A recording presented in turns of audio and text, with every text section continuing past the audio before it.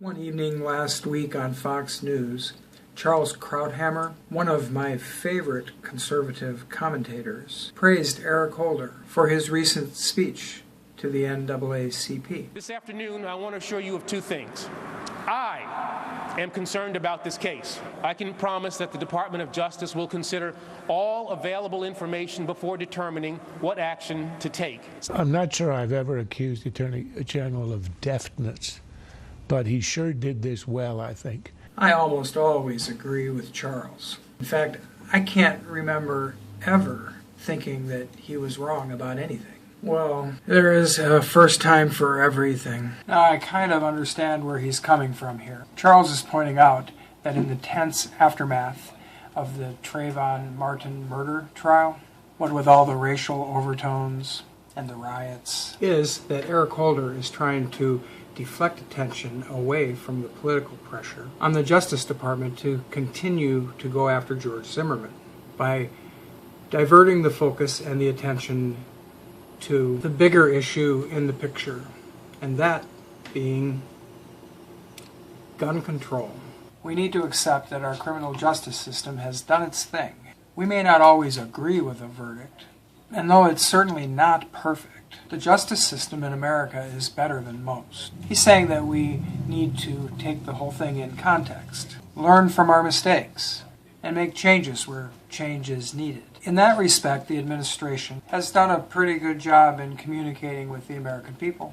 But it's the make changes where change is needed part that worries me. Time to question laws that senselessly expand the concept of self-defense and sow dangerous conflict in our neighborhood. We must stand our ground to ensure that our laws reduce violence and take a hard look at laws that contribute to more violence than they prevent. We should look at the big picture regarding the prosecution and acquittal of George Zimmerman. Question: why did this thing go to trial in the first place? Answer: politics. And that has to be the worst reason to try a criminal case. Now, anyone paying attention should remember that at first, the authorities in Florida did not want to prosecute him. After a full investigation, they concluded that Mr. Zimmerman acted in self-defense. He didn't break any laws. He'd been issued a concealed carry permit, and so he was legally armed. And Florida has a stand your ground law. And so, Zimmerman had every right to use deadly force to defend himself when Trayvon Martin assaulted him. And that's a fact that's driving the gun haters crazy. Well, all things considered, it was clear there was no case to bring against George Zimmerman. Except, popular opinion didn't appear to agree. Called on the Department of Justice because Trayvon Martin had the civil right to go home, and that was interfered with and violated. As we all know, the authorities eventually brought charges against George Zimmerman, and the great trial was on. Now, come on. Was that a decision that was based on legal evidence, or was this the result of political pressure? And just what were they after? Our criminal justice system should be concerned with justice, not political agendas. There was a racial element involved here in the move to prosecute. However, the gun haters saw this as a terrific opportunity to ride that tide and bring about this landmark case that could set the stage for another push for gun control, specifically targeting concealed carry and stand your ground laws. A legal victory would have been the best thing going for the gun control crowd. And at first, Zimmerman's acquittal seemed like a victory for Second Amendment rights. But that picture is fading fast.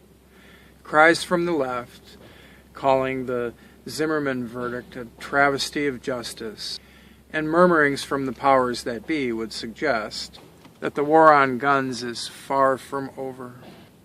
I am really sorry that Trayvon Martin was killed. And so is George Zimmerman. And admittedly, Zimmerman made some really bad mistakes that night. But the mistakes he made don't equate to a murder conviction. A jury of his peers made that clear. He didn't go after the boy with an intent to kill.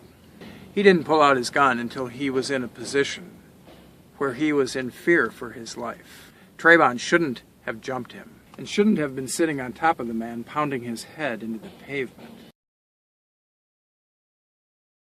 If he hadn't been trying to kill the man, George Zimmerman wouldn't have had to defend himself, and he wouldn't have been shot. And now your right to carry a weapon and use it in self-defense is on the ropes again.